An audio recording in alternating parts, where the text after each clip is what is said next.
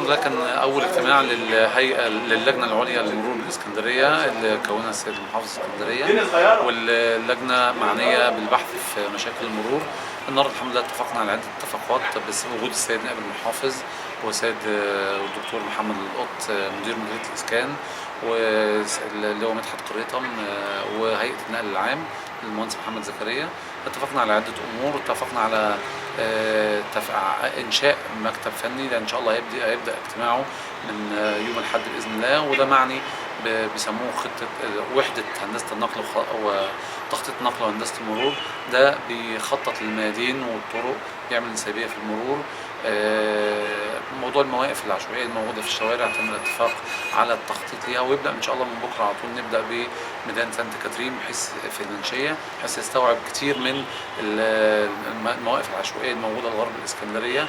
اتفقنا على على إن احنا نتلاشى بعض المشكلات الموجودة في الطرق السريعة والمحور محور التعمير. وتم الاتفاق ان شاء الله الاسبوع القادم يبقى في اجتماع مجمع مشترك ما بين هيئه الطرق والكباري وفي نفس الوقت جهاز تعمير الساحل الشمالي، عشان خاطر نتلاشى المشاكل الموجوده العيوب الفنيه الموجوده في الطرق ديت، والاناره مشكله الاناره موجوده، الاتربه الموجوده على جانبي الطريق وحول الجزر ودي واخده كبيره من المساحات.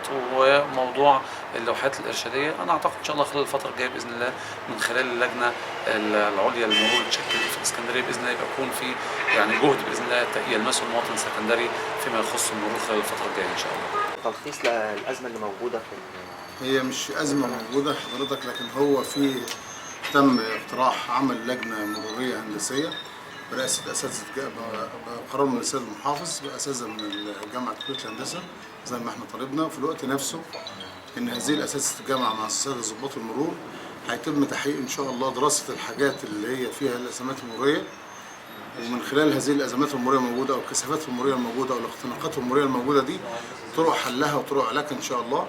وهتبقى الوحده الهندسيه دي وحده مستمره، وكمان بتدرس التاثيرات المروريه الموجوده على اي مبنى. لو اي مبنى هينشا ما هي التاثيرات المروريه في هذا المكان سواء من مول او برج سكني وخلافه، يبقى لها راي في هذا الامر.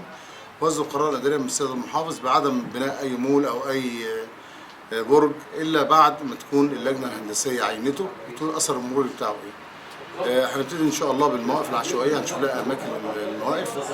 هنبتدي بحاجات هامه جدا وخطيره جدا عندنا زي كوبري 27 وتدبير الموارد الماليه له عن طريق وزاره النقل عشان ننتهي الكثافات المروريه نتيجه عربات النقل اللي بتطلع من مينا.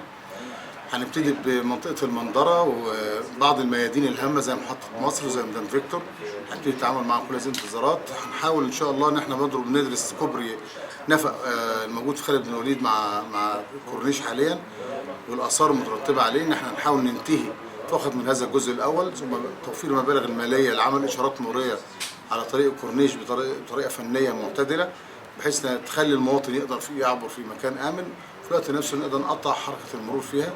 كثير من الحاجات المطلوبه ان شاء الله هيتم تحقيقها ان شاء الله لتوفير السيوله المروريه في مدينه الاسكندريه، واي اختناقات مروريه موجوده اسبابها علميا ايه ودراستها وازاي ان احنا نسيطر على هذه المحاور ان شاء الله. ان شاء الله. مع الشكر. جزاك الله.